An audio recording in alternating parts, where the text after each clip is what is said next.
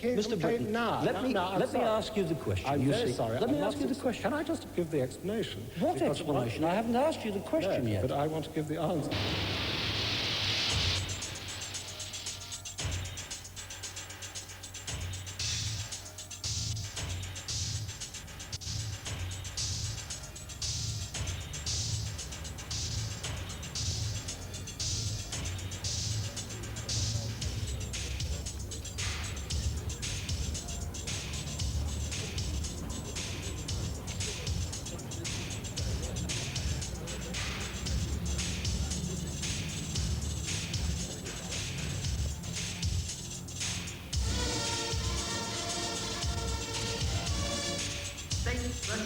Freedom of choice. Good versus evil. State versus the individual.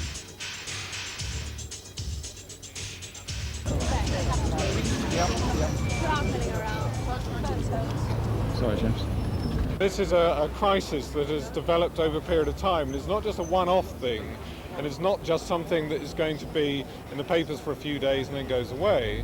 It's something that symbolises a deeper problem, and that is, what should the relationship of the BBC be to the government of the day? People are bound to see this as proof that the BBC is only an arm of government, which of course is not true, but that's how it's going to be seen. And journalists working for the BBC abroad are going to come under a lot of pressure and a lot of criticism. And so far we have been able to say, no, we are not like Radio Moscow and we are not like the Voice of America, because we are independent. And this move has caused all sorts of critics, from Moscow to Yugoslavia, to Morocco, to Libya, including American media referring to the BBC as a state-controlled organization. It's clearly intolerable that all of the governors have been appointed by this government. Several of them are members of the party that has formed this government, and the chairman of the Board of Governors has a brother in the cabinet. The vice chair is a former Conservative Party candidate in election. It is so nakedly a partisan group. What's happened is this government, unfortunately, ever since they came into office, have only appointed people to public office who supported them. And of course the Board of Governors are government appointees, and sadly have shown themselves to be government toadies. It has to be borne in mind that many people who work for external services were attracted here in the beginning because they found it intolerable or impossible to work as journalists and broadcasters in countries where the state controlled the press and the media. And that's what they thought we were free, and that's why they came here. And now they feel very, very bitter and very disillusioned and very angry. So one would expect them to cave in, but the Board of Management should not have done. The Board of Management should not have accepted their decision, and they should broadcast the programme. If you're looking at the Board of Governors, and I would also say the Board of Managers, have been pretty craven. It's all by sort of leaks, off-the-record briefings, unattributable statements and so on. They're pretty weak too. The fact that they pulled the open space programme on supergrasses, the fact that they pulled the programme discussing television and terrorism, shows that they are indeed a very weak line of resistance, like the governors. What's the character of the BBC? What sort of people run it? Are they representative of the mix which is now our society? Why aren't there more blacks, and why aren't there more women in important places in the BBC? These questions have now to be asked. In the same way, there's filtering mechanisms for portraying a particular worldview about women, about black people, about homosexual people, which it probably isn't conscious in the same way as those secret guidelines for terrorism, but it doesn't need to be, because the people who work in the media all agree about certain assumptions about those particular groups. If you look at stories in relation to black issues, no one has actually done a story about South Africa yet, and why Britain won't disinvest from South Africa.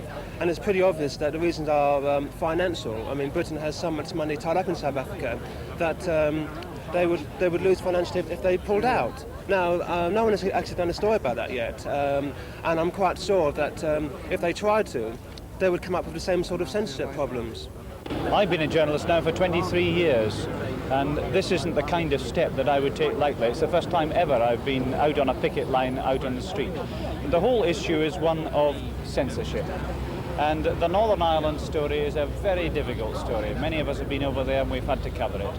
And the tone of the Home Secretary's letter to the governors, where he says that even if that programme had shown the terrorists in an unfavourable light, he would still have asked the BBC not to run it.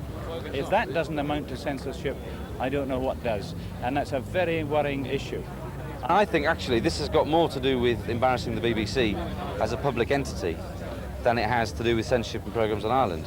I mean, I think the most significant thing about this is that it comes at the time of a review of BBC funding and so on and so on and so on. Well, press freedom has been a fringe issue before, something that you do on, the Guardian agenda page or something which is discussed on Newsnight occasionally. Now every single newspaper, every single media outlet has been discussing it. The system of public funding through the licence fee actually guarantees a level of independence that you won't find in ITV companies, and you certainly won't find in the independent sector, who, mainly speaking, work to Channel 4. First of all, in terms of the blatant censorship of a programme like this, I mean, it is a real disaster for freedom of broadcasting in this country. But secondly, if the BBC is dismantled and the licence fee is replaced by advertising, then we're all going to be out of jobs. Programme quality will necessarily suffer because you're asking to get the same amount of output out of a smaller and smaller pie. In other words, the advertising pie. I mean, the advertising bubble is going to burst. The only hope there is for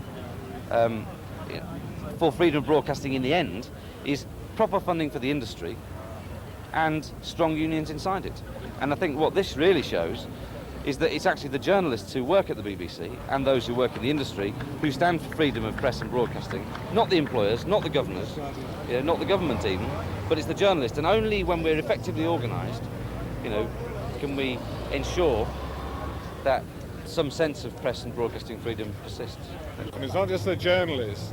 When you see catering people, drivers, producers, directors, right across the board, technicians, BT engineers, all those people, they're saying, no, we're not going to have this. We're just going to stand up to this pressure and we're not going to accept that the Board of Governors and the Board of Management is the BBC. We're the BBC as well, and we're saying, no, we're not the weakest line of resistance. We're the front line of resistance because the other line has already caved in. Of course, journalists as the primary people involved in that flow of information, they have enormous responsibility. A lot of the time they duck out of that responsibility. They don't even abide by their own code of conduct a lot of times, and they don't take on those powerful institutions trying to pressurise them. There were some suggestions in the debate we had after the film that journalists should somehow have some self-control and that the film shouldn't have been made in the first place. Well, I think that would be a wrong atmosphere to start building up. This idea of self-control, which is censorship by the back door.